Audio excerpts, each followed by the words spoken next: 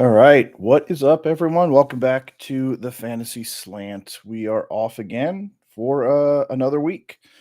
So make sure that you're getting your questions in, that we make sure that we take care of everything we need to for you to win in the week. So, yeah, let us know. Get your questions in. We'll figure out how to get the best lineups in for you. So, this is going to be a crazy week. There is a lot of injuries and there is a lot of questionable tags that are assigned to a lot of players. So this is going to be a fun one to navigate because we've got, I'm going to run through here. So Deontay Johnson is active. Keenan Allen is active. That could be a nice play. It could be a decoy. So, not quite sure there. Jordan Love back and ready to go, which is very surprising. Another piece to keep an eye on. Obviously, you're not starting a quarterback if he's not good to go there, but how good's he going to be with that ankle? What's the mobility going to look like? Hard to say. Damian Pierce is out. Joe Mixon is out. Tank Dell is out. So expect Nico Collins to have a really nice day. Stephon Diggs, maybe even Dalton Schultz now that I finally gave up on him. So who else? Evan Ingram out. Gabe Davis is in. Cooper Kupp, of course, is out. Kamara is active. But again, a hard thing to try to figure out on which way that one is going to go. He's got a hip and I think a calf injury that he's kind of dealing with and trying to work through. So is he going to be what we've seen the last couple weeks? I don't know. So that's a scary spot to be in as well. Let me switch over here to chat. Who else? AJ Brown, of course, is out. That definitely puts a damper on Philly's situation to go with Devonta Smith, who's also out with a concussion. So Dallas Goddard should have a really nice day today. Maybe we finally see some Jahan Dotson. That could be a really nice shift there as well. I don't know, but I keep wanting to see him do something, but he's just quite not doing it. So Russell Wilson is QB3 today. He is inactive. So Justin Fields has it to himself, I think. So even though this says he's the emergency quarterback, but I saw this morning that it came out as inactive. So, all right. Jalen Warren is out. So Najee Harris might be a nice play here just because of the fact that there's nobody to take anything away from him. Rashad White, and Bucky Irving are both going to be interesting pieces here. I benched White this week in my own league just because I don't know what he's going to do. Trending down, Bucky Irving is definitely taking away some of those bigger carries, and he looks more productive. Still love White out of the backfield. He's fantastic. After the ball's in his hands, he's great when he gets some space, but coming off food poisoning, I'm just going to sit this one out here and leave that running back duo alone. See which way it goes today, but nothing great there. Trey McBride is out with a concussion, so that could be some big pieces there for Elijah Higgins. They're backing up him as the tight end, or a whole lot more to Marvin Harrison Jr., right? Michael Wilson could be a nice sleeper play here as well. He's a nice player, underrated, and it might go to more of a shift and a timeshare between him and between Marvin Harrison Jr. So a couple pieces that you could take advantage of in Arizona, and that offense is looking really good to start the year. So you definitely want to take advantage of that team where you can. Any other big pieces? David Njoku's out. Justin Herbert is questionable. I would avoid. He's starting, which is insane to me, but it's the NFL. So he's starting. Both offensive tackles are out today, which makes you nervous for sure. Just like my dog smelling around in here. Hold on. Teddy, get out. Go.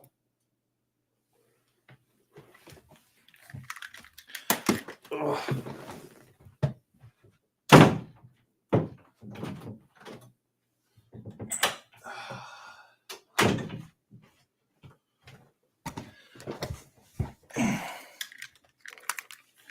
Okay, sorry about that. My family decided we were going to get a dog, and that dog likes to piss in my room. So he's not my favorite.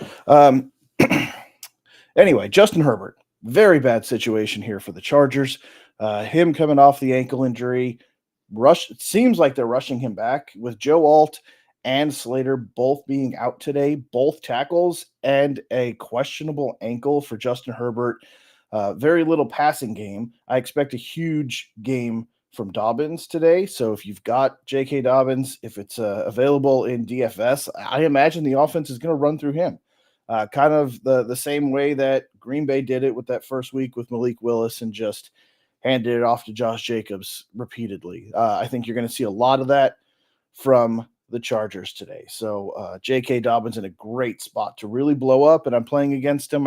I know in one, possibly two leagues, so I expect a huge game from him because that typically happens when they're going against me. Michael Mayer is out. So for Vegas, him and Devontae Adams are out. That's huge. Do you know who else is going to come out huge today? Brock Bowers. Brock Bowers is going to go off today. Love him. If you've got him, awesome. If he's on your bench for some reason, get him in. He is primed this week to really go off. So everything else around him, I mean, you've got really nothing else there. So he is going to be a huge point. He's been a big focal point of that offense just coming out the gate. When you take the other tight end and Devontae out of the picture, like he's going to be the go-to. So really excited to see what Brock Bowers does today. Not sure what he's at in DFS, but I imagine it is a price that is relatively reasonable. And he's in a really, really good spot. So Debo is questionable as well. Uh, this is another one that makes me nervous. I have Debo. I'm really on the fence about putting him in.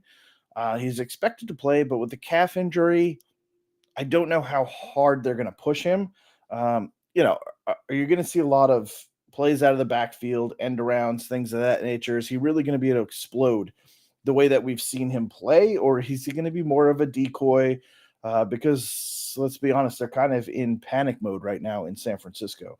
So really, really, questionable on a fantasy standpoint and to play. He is expected to play from all the reports that I've seen.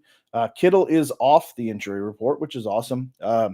He'll be going full out, but Debo is a huge question mark in the afternoon slate. And then again, Austin Eckler is out with a concussion. So no significant injuries fantasy wise for the Bills or the Ravens for Sunday night. So if you've got your Bills and your Ravens, go ahead and plug them in. And this might be a great week to do it because of the fact that there are so many questionable and injured players this week. That could be a great spot for some healthy teams to really take some fantasy wins for you today. So, let's see. Still no John. Okay, so let's run through a couple games and again get questions in. If you're watching, drop a like, hit that subscribe button, help keep us growing, and tell all your friends and family about it. I mean, that's the only way to do it. So, unless you're playing in a friends or family league, then of course I get it. You don't want to share, but coworkers, damn it, unless you're in a league at work too, can't tell them. But the people that you're not playing against, tell them about us. Share it. Let them come experience the Fantasy Slant and win their weeks. Then you become their best friend because you're the greatest thing ever. And who knows? Maybe you're the best man at their wedding. I don't know, but it could happen. All right, Saints Falcons. Let's jump into this one. So big game here for both teams. This is a huge divisional game. Saints are looking good to start the year.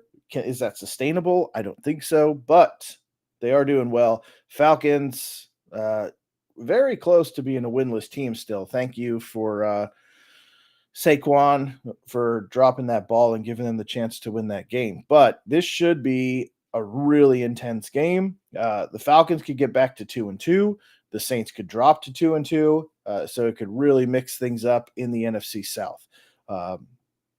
There's a lot of really nice targets on here. Again, Kamara is questionable, Olave is questionable, but the offense, I mean, it's run a lot through Kamara, not so much Olave, but uh, the offense has been doing pretty good. I don't know if it's sustainable if we don't see Kamara come out the way that we've seen him. So that is going to be a big piece to what the Saints do today. Their defense is always tough.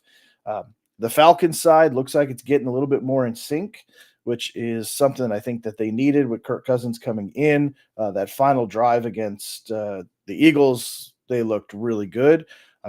Bijan Robinson's was averaging like 1.9 yards a carry, which is not fantastic against the Eagles. So hopefully he steps that up against the Saints. But it's another hard defense to really find a lot of success with. So you want to see Kirk really take another step forward. You've got Pitts, you've got London, and you've got Robinson. So there's plenty of weapons there, as you know.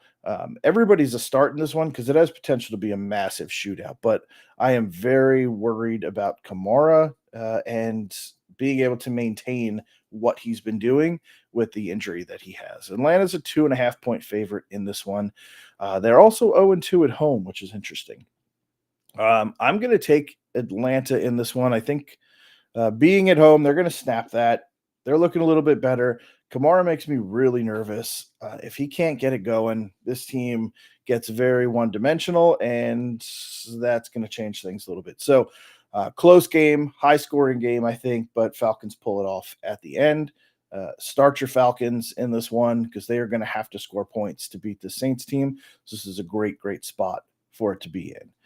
Let's see. Oh, Mexi, what's up, man? Good to see you. Would you do Pitts over Bowers this week?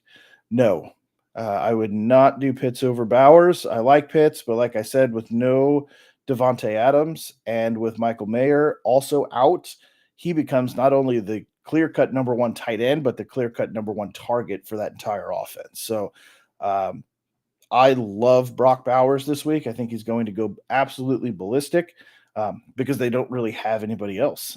They've got Jacoby up there, but he's not a true number one. And Bowers has got the size, the speed, and the after catch ability to be the guy that you need in this one. So Bowers this week, I do like Pitts. I like the situation for Pitts, but the fact that they also have Robinson and they have Drake London. There's multiple weapons there. There's just no competition for Bowers this week. So love it. I love Pitts as well. I like seeing that he's getting more attention and more targets than he has been the last couple years. But man, Bowers is in a situation to eat this week, and he is going to eat. So really love that one, Mexi. Do start Bowers and hopefully Pitts doesn't outperform him. He is in a good spot, but I mean, when you look at the numbers, Bowers is by himself. You gotta love that.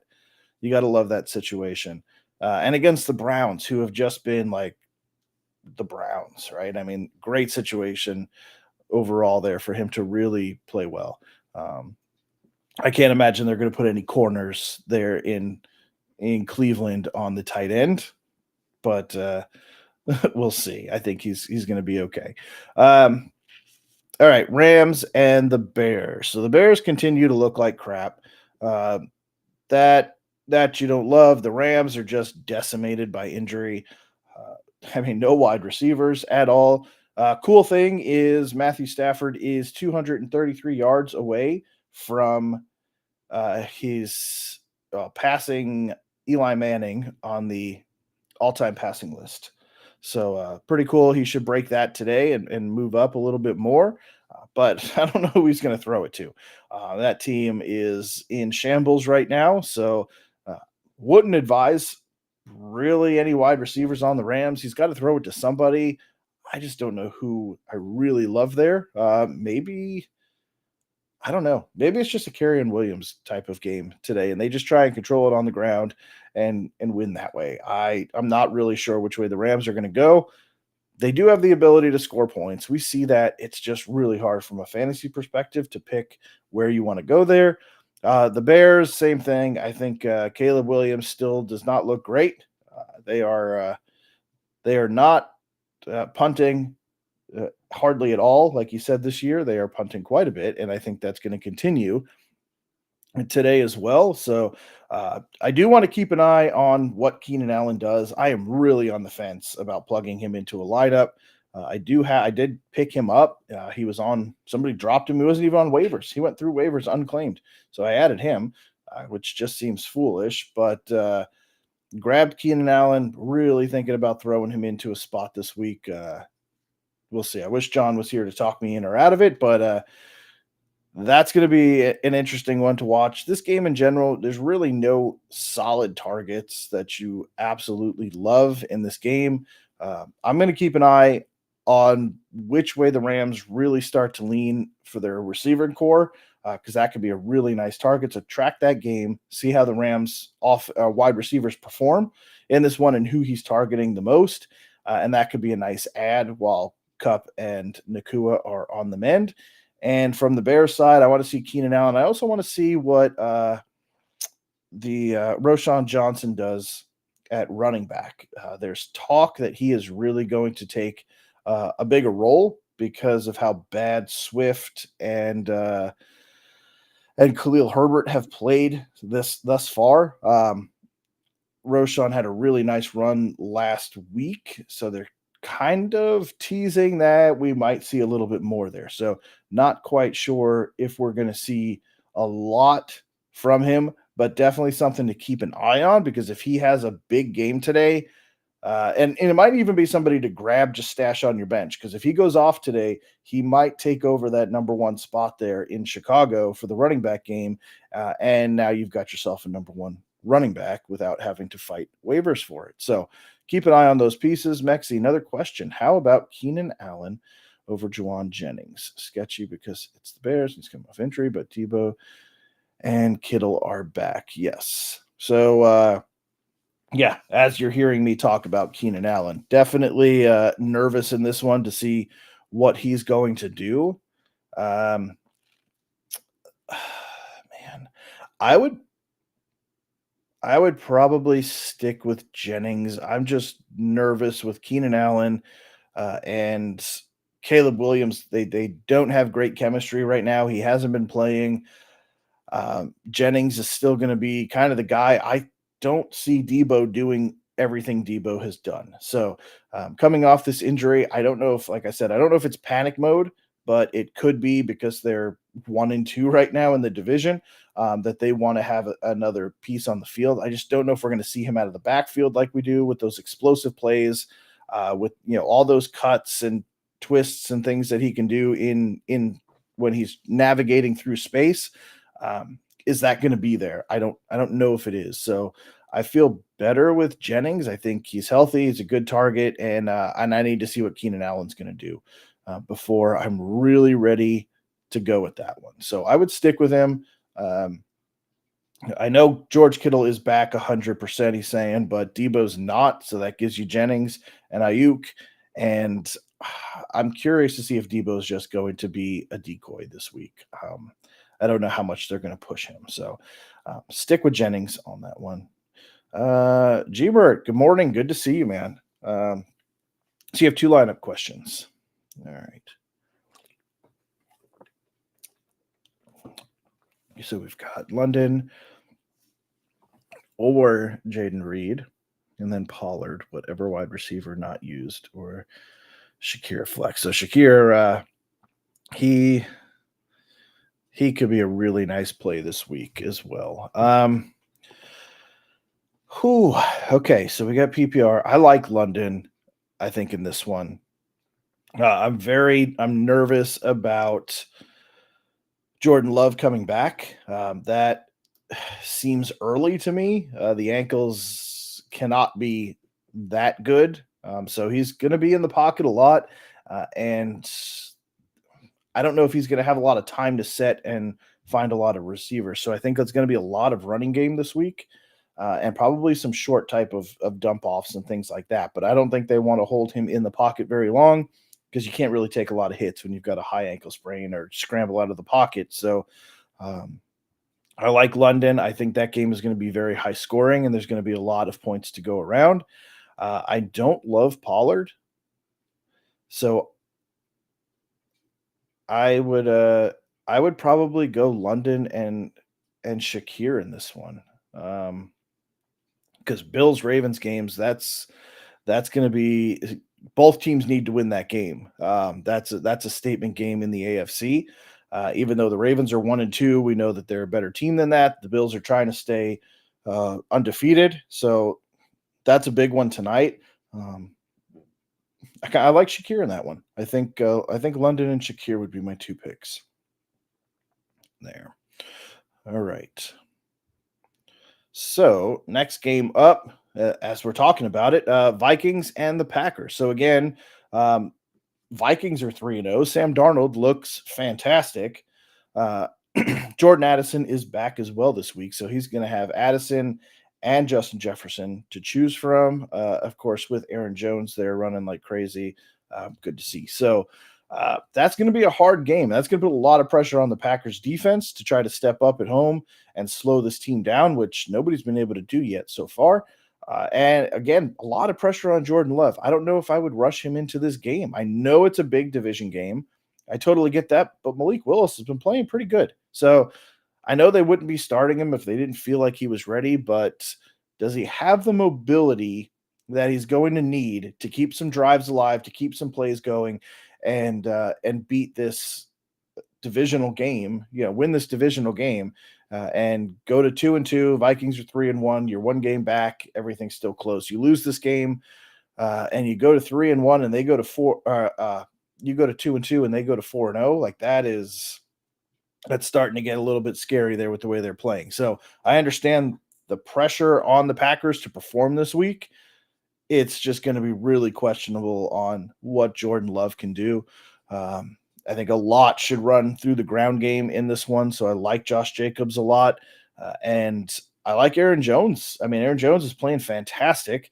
Uh, Nice to see him step away. He's going to be coming home. He's going to want to have a good game. So love that matchup on both sides for the running game in this one.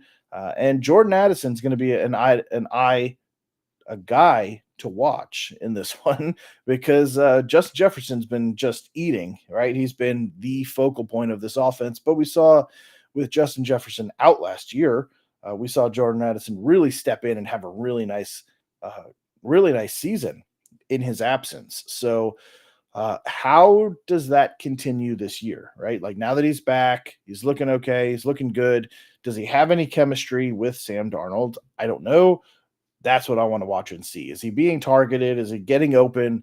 How's he playing? So big piece to watch there is Jordan Addison. I don't know if I would recommend him. He is probably sitting out there on the waiver wires as well. Might be a good piece to look at and see if you can add this week, because if he does become an incorporated part of that offense, the way that it is performing, you're going to want some pieces of it. Not everybody's got Justin Jefferson. So that could be a really nice add right there. So take a look at that. See if he's out there. I'm going to, even though they're giving Green Bay 2.5-point favorites on this one, I'm going to say the Vikings continue on. They win this game. They have the healthy quarterback. They have the better team. So that should be something to give you the boost. Hang on a second. Okay. Doesn't look like John's going to make it. So let's see. Moving on. Steelers, Colts. And again, guys, if you're watching, drop more questions in, like it, subscribe, follow, whichever you're, wherever you're watching, whatever platform you're watching on. Please give it a like, give it a follow, give it a subscribe, and help the channel get some more eyes and grow a little bit. Would love to see this chat just blowing up and question after question coming in and go from there. So, all right, let's talk Steelers Colts. Again, how the Steelers are 3-0, I don't know. They're 2.5-point favorites going into the Colts at home to take it on.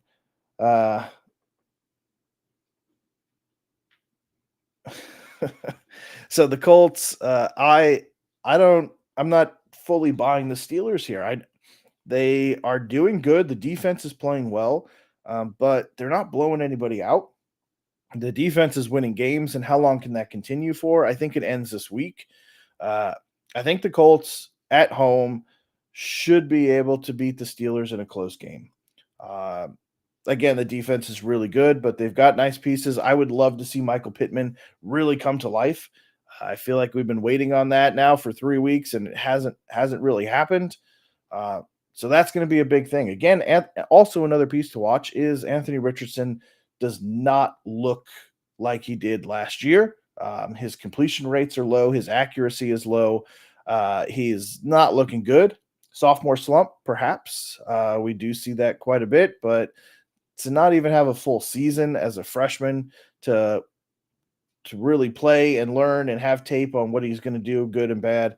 Uh, Really weird to see him regress a little bit there. But Steelers defense is tough, but the Colts have the better weapons, and I like them in this game. I don't think anything's going to come easy, and I don't know if I would significantly target anything big in this game. Potentially Justin Fields in DFS. Really nice spot there because he does so much with his legs.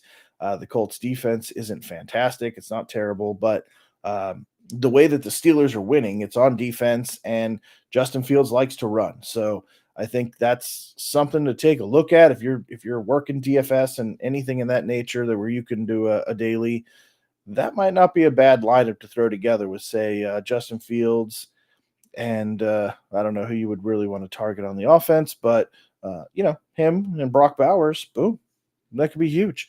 So check those out. I like the Colts to actually win this game at home and squeeze one out, but I think it's gonna be very close. The 2.5 point spread I think is correct, but I would lean that towards the Colts side. All right, game of the week. Here we go. Broncos, Jets. It's on. Jets are 2-1. Broncos are 1-2. Somehow went into Tampa last week and just manhandled the Buccaneers. I have no idea what happened in that game. That was pretty crazy. But they came out with a win. Jets are 8.5 point favorites. Can anybody tell me when the last time the New York Jets were favored by more than a touchdown? I don't know when it was, but this one it gets me hyped up. I'm excited to watch it, and I want to see some offense in this one. I think the Jets defense is going to be all over Bo Nix.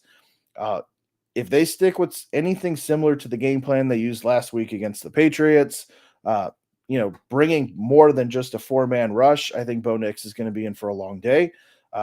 Garrett Wilson on the other side is going to be a piece to watch because he is going to be matched up with Patrick Surtain. And last year when they met, he held Wilson to one catch for 12 yards on 4 targets. Not fantastic. Surtain is a elite cornerback in the league without question. So if they don't do stuff to get Garrett Wilson in off of him, scheme some plays to get him into the slot, move him back and forth across the field, we need to find out if he's going to shadow him or not. But so Garrett Wilson could be in for a really long day, and that's going to be something to see. Now, on the flip side, last year, bad team, right? So now with a better offense, a better quarterback, does that narrative change as well? So Garrett Wilson, I'm nervous about it, but I think you still have to start him because he is that good. So that's going to give you some opportunities there against a really bad Broncos team. Again, you're going to start Breece Hall. I'm not going to tell you otherwise there. But when we go to wide receivers, Alan Lazard might be a nice play here. If Garrett Wilson's going to be blanketed by Surtain, Aaron Rodgers is looking for Lazard. He's got 3 touchdowns on the year already. He's looked for him on a lot of plays, and I watch quite a few. I watch all the Jets games. So Alan Lazard this week, I think, is in a really, really nice spot to really have some nice fantasy production, especially if Garrett Wilson can't get separation from Patrick Surtain. So I would not be opposed to picking up Alan Lazard in some of these leagues where you're questionable on a flex or a wide receiver too, and plugging him into this one. The only downside to this is if this 8.5 point spread is what it is, this game might not have as much passing later on, so that could limit your points. But I think Jets defense is going to be fantastic in this one, and I hope the Jets defense is fantastic in this one. Yeah, and I think Alan Lazard is a really nice play this week to add into a flex spot, especially if you're kind of like Gmert, if you're still watching, like maybe Alan Lazard over Shakir in the flex. I mean, I'm just saying it's crazy, but there's opportunity there. Um, Give me my Jets. Love the 8.5 point spread. I'll take that every single week. All right, Eagles Buccaneers. This is going to be a mess. Looked like a good game. Eagles are down their top two wide receivers. Like we talked about, Philly's still a 1 point favorite. They still have Saquon. On the flip side, the Buccaneers running back situation is a disaster. Um, so injuries to both, but White's injury is food poisoning, right? So, how players get so much food poisoning, I have no idea. I mean, I've had food poisoning once in my life, and that was from a bad seafood platter at Olive Garden. Thank you very much. Not a great time. So I can feel what he's going through, but man, these guys get food poisoning way too often. Like NFL players, I don't know what you guys are eating. Most of you should be eating like at the facility or have like some good meal planning stuff going on. I don't know what you guys are doing to get food poisoning, but needless to say, that makes you a little bit worried, right? So if he's dehydrated, if he's weak, if he's tired, I've had it. It was miserable. So if you don't get rest, your body is just exhausted. You're super tired.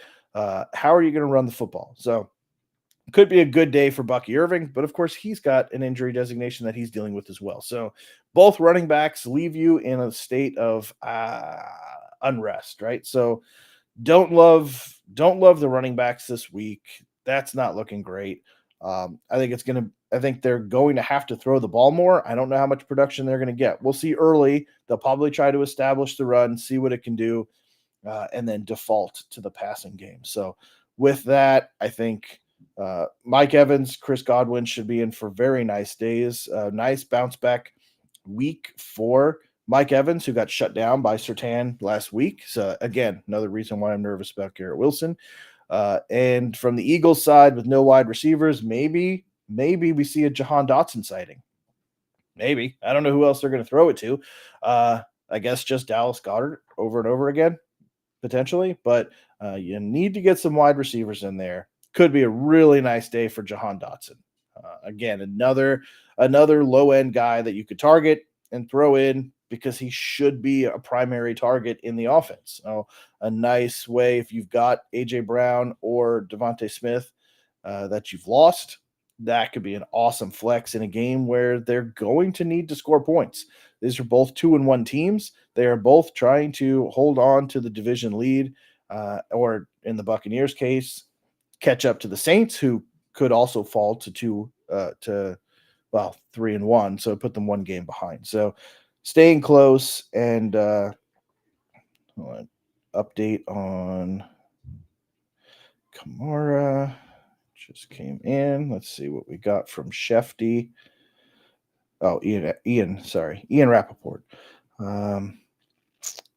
Both expected to play for Olave and Kamara. Oh, it's hips and ribs for Kamara, not a calf. Sorry.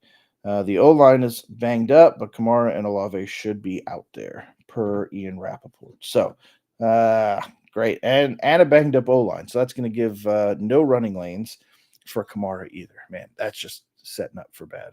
Okay, back to this game. Buccaneers, I expect a nice passing game from Baker Mayfield.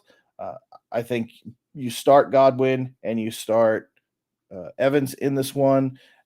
Jahan Dotson, if you need a dart throw here, you lost your big weapons there. Saquon should be a huge piece of this offense, especially with their top two targets down. Love Saquon Barkley this week. He should be absolute workhorse in this game. So really nice pieces there. Philly's a 1 point favorite. I'm going to give it to the Buccaneers at home in a very, very close game as well. I just don't like all the injuries on the Eagles side, but love the game. I think it's going to be a fun game to watch. Bengals, Panthers. The Bengals need a get right game, and this is going to be it. They are 0-3. Panthers are 1-2. They played fantastic last week as well. The Bengals looked better. Joe Burrow looked better. It always takes them 3 or 4 games to get going. It seems every year they start slow, they start bad. You saw the momentum picking up last week, just not enough. This is the week against the Panthers that it gets pushed over the edge and they get on the winning side of the ball. So, since he's a 5 point favorite in this one, Vegas isn't overly convinced. And after an awakening from the Red Rifle, leading the Panthers to a victory, I think Vegas is a little confused as well. So I I love Jamar Chase. I'm always nervous about him starting the year. Looked great last week, and that's going to continue. And I don't know who's going to cover him on the Panthers. So don't love a lot of that, but I do think with Andy Dalton back there behind quarterback or behind center, they look a lot better. Obviously, I think everybody thinks that. No surprise there. And I think he's going to be able to help keep them in the game. Adam Thielen is on the IR.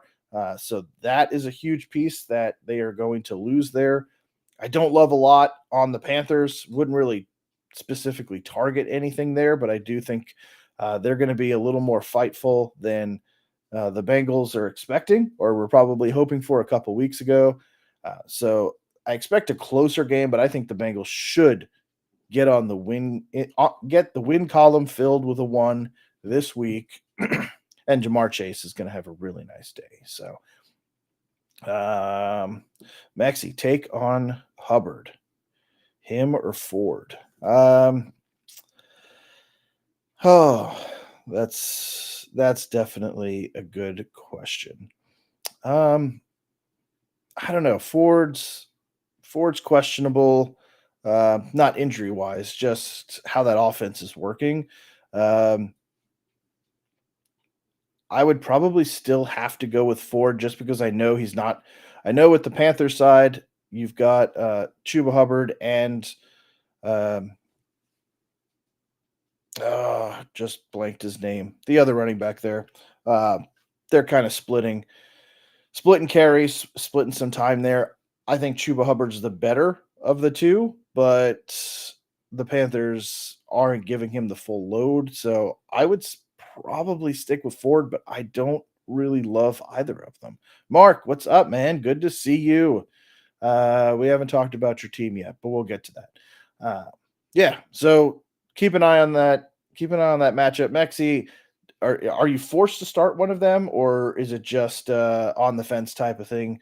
If you've got a better option, I would definitely shift out of both of those. But um, man, not great situations. Um, all right, so moving on. Bengals should get their first win. Jaguars, Texans again. Jacksonville, I don't understand how they don't take any heat. I talked to John about this. They're 0-3. They've got the prodigal son there with Trevor Lawrence, and nobody talks about it. No, nobody talks about the failures, the how poorly they're playing, right? But like the last couple years, Zach Wilson has gotten roasted, and he still won 7 games last year. It doesn't make any sense. With one of the worst offensive lines imaginable, was still managed to win games. So really weird that he just took continuous heat. I know it's the New York market, but at some point, like we know Jacksonville's in Florida, we know how to get there. There's roads, there's airplanes, there's even an airport there. Somebody go down there and start asking the question, what the fuck's going on with this team? It's just mind-boggling. They've got talent and they're not winning. I don't understand it. So, with that said, Trevor Lawrence, Travis Etienne, that should be a 1-2 punch. They should have learned that from Auburn, but they didn't. They don't really use him enough. I don't know why. I hate it. I love Travis Etienne, but they want to use freaking Tank Bisbee instead of Travis Etienne, which makes no sense. So Jaguars are a hard team to target for fantasy because there's no clear cuts on that team. The performance is up and down week in and week out. It's just all over the place, right? So nervous starting Jaguars because you can't rely on them to do anything great. The Texans side of the ball, this is going to be an offensive aired out game, right? Their running backs situation is just horrendous. You're sticking with you're sticking with Cam Akers as your running back, who's not looked good. And Tank Dell is out as well. So again, like I said in the beginning of the show, Nico Collins and Stephon Diggs, Mark, sorry, Stephon Diggs is going to have a huge game. They are going to be heavily targeted, and because I finally gave up on Dalton Schultz, he's going to have a huge game as well this week. So I expect those three to have really good games. Seeing the news come out on the injury list, but I like Nico Collins and Stephon Diggs should be perfectly fine. And yes, Mark, I agree that fumble cost them against Miami. And yeah, the Bills have been dismantling some teams. So yeah, but that fumble into the end zone from ETN and then an immediate long touchdown there to Hill just changed the entire course of that game. If he does, even if he doesn't fumble and they kick a field goal, they win that game. So yes, that was unfortunate, but again, it's just like you just never know what that team is going to do, how they're going to come out each and every week. And I like the Texans to win this game at home, to go 3-1, Jaguars to go 0-4, and maybe some questions will be asked. I don't know. Commanders at the Cardinals. So the Commanders are playing surprisingly well. Jaden Daniels is, I think, hands down the best rookie quarterback without a doubt. So they are looking really good. He looks real comfortable back there, and I really like how they're mixing the use of his arm and his legs. They're not overly reliant on his running game, but they're letting him go when the opportunity presents itself, which is really good. Unlike you saw with like RG3 a couple years ago, who was more legs than arm, I think they're doing the opposite here, and Jaden Daniels looks really good. So this game should be a little bit tougher than you would think. The Cardinals' offense has been fantastic. They are 1-2. They haven't been able to close out games, but I do like the Cardinals at home in this one. I think they're a little bit too much with Kyler, and Marvin Harrison looks great. Some Michael Wilson sightings probably today without Trey McBride. Uh, this is going to be a back and forth game. They have it at 48, so they're expecting a lot of scoring in this game. Hopefully, you see some more scary Terry in this one. Let him continue to eat. I know I recommended him a couple weeks ago, and he did not put up a lot, but he's been coming through as of late. And you can get tickets to this game for $18. It was the last time you went to a competitive football game for $18. So fly on down to Glendale real quick and snatch up a seat for this one. I'm trying to get our Jets tickets, and they are not $18. So keep an eye on that. So give me the Cardinals in this one at home in another close game. I think there's going to be a lot of really close games this week, except for this one. 49ers and Patriots. 49ers, 10-point favorites at home. Patriots are exposed last week. The blueprint how to beat them is now very clear. And that 49ers defensive line is still one of the only things they've got remaining. So expect a lot of pressure on the Patriots quarterback, and Ramondre Stevenson's probably going to have a hard time finding some holes there. Does not look great, but I still think the 49ers take this game. Debo, like we were talking about, very easily could be just a decoy out there today. They'll probably run some routes and stuff. I just would be really surprised to see them really utilize him the way they typically do out of the backfield with a lot of end arounds and things like that. With a bad ankle, that's going to be hard to do end arounds, make those cuts in and out, and be able to really perform the way that you were used to seeing him. So Jawan Jennings should have a great game as well. Kittle is back. He's going to be a big target. And, of course, Brandon Ayuk. So they still have plenty of receivers that they don't need to put Debo into a situation that's going to hurt him further and knock him out for another 3 or 4 weeks. So I don't love Debo in this one. Mason should have a great game on the ground. And the Patriots, I just wouldn't mess with whatsoever. Bench everybody on the Patriots. I don't even feel good about starting Stevenson in this one. So that 49ers defensive line is legit. Mark, come on. We're going to be 3-1 today. We're going to be one game behind you. It's setting up beautifully for the Monday night game. And what are we, 2 weeks away from that one after today? So excited for that. That's going to be fun, Mark. You better be on that week so we can chat and go from there. But yeah, I think Monday night Jets Bills in well, 3 weeks from today is going to be fantastic. Looking forward to it. All right, so we're wrapping this thing up. Let's keep rolling. Browns Raiders. Again, Brock Bowers in this one. That is my guy this week. I think he is primed to go off. He is going to be the focal point for the Raiders passing game. He's he's already been a huge piece of it. But again, to reiterate, without Mayer in the game, without Devontae Adams in the game, I can't see how. I mean, you're going to try and control it with some ground game, but they don't have the best running backs. I love Brock Bowers in this one. I think he's going to go ballistic. From the Brown side, I don't feel comfortable with anything. Deshaun Watson does not look great. I thought last week was going to be a big Jerry Jeudy game. Could be this week as well, but it's becoming increasingly difficult to try to figure out what is going to happen with the Browns. It's just too much. It's easy to avoid, and you can go to this crappy game for $122. So somebody explain that one to me. But yeah, Brown side, maybe Ford. I don't know. I'm hoping maybe Jerry Jeudy has that game that I predicted last week. Um, but yeah, Raiders side, Brock Bowers. That's the target in this game. I love it. Cleveland's a 2.5 point favorite. I don't even feel comfortable with that. I don't even know who I'm going to pick to win this game. Ugh.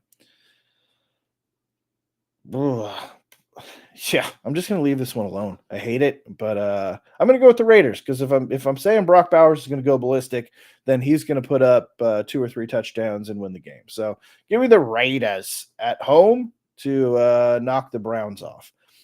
All right, Chiefs Chargers. Again, a game to avoid. I don't know where Alex is. I haven't seen him, but probably because the Chargers are dead. No offensive line. Joe Alt and Rashawn Slater are both out today. So you lost not only your left tackle, but your right tackle. You've got Justin Herbert coming off of an ankle injury. And I don't know how he's going to scramble out of a pocket without any tackles. So it's going to be a rough game for the Chargers. I don't love any of it. The only thing I love is this team has to run through J.K. Dobbins. That's the only logical thing that I could think. So short dump offs to Dobbins and trying to bust him to the outside, because once he gets around the outside, he is hard to contain. So if they can do that, they can keep this game close, but I can't see them beating the Chiefs. But I do love Dobbins in this game. I think he is going to be their outlets, and they're going to try to control the clock with him. So J.K. Dobbins should be in a nice spot, but to me, I imagine you want to get the ball out of Justin Herbert's hands as fast as possible in this one. So that would be my strategy for that. Would be quick dump offs and ground and pound this thing to death if you can manage to keep this close. Chiefs side, obviously you're going to start all your Chiefs. Not going to get too deep into that. And the night game, Bills at the Ravens. Bills looked fantastic last week. Just like you said, dismantled the Jaguars. That game was almost well, not almost, it was unwatchable. I definitely turned it off. It was horrible. Mark, I'm sure you sat back and enjoyed it to the very end, as I would as well. But this Ravens team is not to be taken lightly. They got off to a rough start, pulled off the win last week. This is a huge test. Like we talked about at the beginning of the show, this is a huge test to the way that both of these teams want to be seen in the division. And it's a huge test for seeds later on down the road, right? So we expect the Ravens to turn it around, but if they fall to 1-3 and the Bills go to 4-0, they are in a pretty good hole there in the AFC. So you don't want to see that. I know they're not in the same division, so it's not like they're trying to catch the Bills, but for seeding purposes, even if you win your division, which you know the Steelers are 3-0 right now, so you're already having to catch up right out the gate. You don't want to fall to 1-3. So I expect the Ravens to come out with a sense of urgency. Lamar against Josh Allen. I mean, I think that's just what everybody wants to see. That's going to be just such a fantastic matchup, and it's really going to be who wants it more and who's the better quarterback today. Like that's what it comes down to. The weapons on both sides of the ball, I would say, are pretty even. Wide receivers on both sides. Zay Flowers is probably the best wide receiver today. So give the tilt to the Ravens on the wide receiver side. Tight end, I'm giving it to actually, I'm going to call that a split because Kincaid is fantastic. But the fact that the Ravens aren't utilizing Mark Andrews the way they have in past years, and they're incorporating more Isaiah Likely into that. Hard to say like which way I want to go there, but the weapons are just all over the place. The ground game, with Derrick Henry versus Cook. Henry wins that one, but Cook's still been fantastic. So, and then the defense at home, Ravens are going to be really hard to beat. They're a hard team to play at home. So, but both defenses can be beaten. So, a lot of missing pieces from the Bills from last year, and the Ravens, as we've seen, have given up points. So this is going to be a really fun game to watch. 46-point over under. Baltimore's a 2.5-point favorite. And you can get tickets to this one for $96 and looks like sit in the rain. So that's going to be fun. If it's rainy, that changes a lot, puts a lot more to the ground game. But again, both of these quarterbacks are fantastic. In this one, I think I'm going to agree with Vegas. I'm going to say the Ravens squeak it out at the end. Justin Tucker long field goal, or maybe like a Derrick Henry touchdown right at the very end. I think this game is going to be back and forth. Very hard fought. Mark, I know you don't like it, but it kind of makes sense. Bills will either blow this one out or the Ravens will win it at the very end. There you go. That's a great prediction. I know everybody's like, yeah, thanks for that, Joe. But yeah. And then Monday night, quickly to go through this, Titans, Dolphins, and Seahawks, Lions.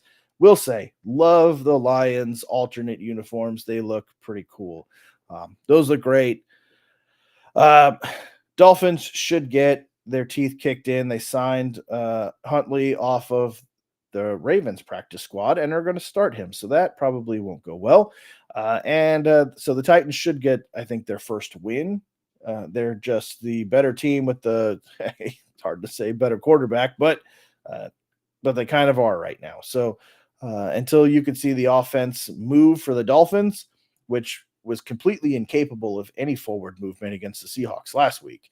We'll see what they do, but I think the Titans, they are 2.5-point dogs, but give me the Titans till I can see the offense can work with Miami. You're still going to start Tyreek Hill. You're still going to start Waddle, and you're still going to start Etienne.